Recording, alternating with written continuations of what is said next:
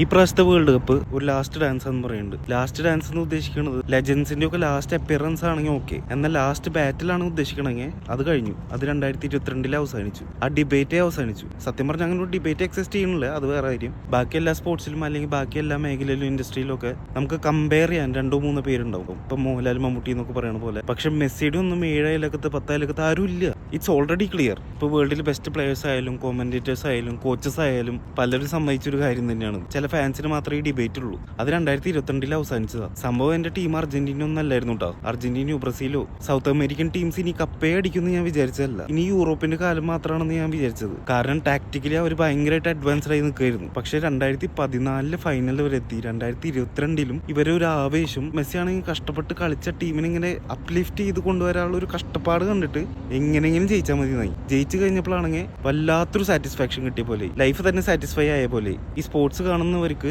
Favourite team winning A trophy is A peak experience. അങ്ങനത്തെ ഒരു experience പറഞ്ഞറിയിക്കാൻ പറ്റില്ല. അപ്പൊ അത് കഴിഞ്ഞു. അതുകൊണ്ട് ഈ പ്രാവശ്യം ഒരു എക്സൈറ്റ്മെന്റ് തോന്നുന്നില്ല ആക്ച്വലി. പക്ഷെ പലർക്കും അത് അംഗീകരിക്കാൻ പറ്റാത്തത് എന്താണെന്ന് എനിക്ക് മനസ്സിലാവാത്ത. കാരണം greatest of all time Messi അന്ന് അംഗീകരിച്ചില്ലേ പറ്റൂ. പിന്നെ കുറെ പേര് പറയണ വേറൊരു allegation, talent plus hard work. Messi talent ആണെന്ന്. എന്താണ് ശരിക്കും ടാലന്റ്? എന്റെ അറിവിൽ ടാലന്റ് ആയിട്ട് ആരും ഇരിക്കണില്ല. പല ആൾക്കാർക്കും എന്തെങ്കിലും ഒരു പാഷൻ ഉണ്ടാവും. ആ പാഷനിൽ ടൈം സ്പെൻഡ് ചെയ്ത് വർക്ക് ചെയ്തിട്ടാണ് അതൊരു സ്കില്ലാക്കി മാറ്റണത്. മെസ്സി അത് കാണിക്കാതെ ആരും അറിയാതെ ചെയ്യുന്നു, പലരും അത് കാണിച്ച് ചെയ്യുന്നു. അത്രേ ഉള്ളൂ വ്യത്യാസം. അല്ലാതെ ചിലവരുടെ പോലെ മെസ്സി ആയിട്ട് ഫുൾ ടൈം ഇങ്ങനെ കമ്പയർ ചെയ്തുകൊണ്ടിരിക്കുക. മെസ്സി വേൾഡ് കപ്പ് എടുത്തതിന് ശേഷം ഡിപ്രഷൻ, സൈക്കോളജിസ്റ്റിന് കാണാൻ പോവുക, ഗോൾ സ്കോറിംഗിലെങ്കിലും ഒന്നാമത് എത്താൻ വേണ്ടിയിട്ട് മറ്റുള്ളവരുടെ ഗോൾ മോഷ്ടിക്കുക. എന്നാൽ മെസ്സി ആണെങ്കിൽ he just loves football. He is not in competition with anyone.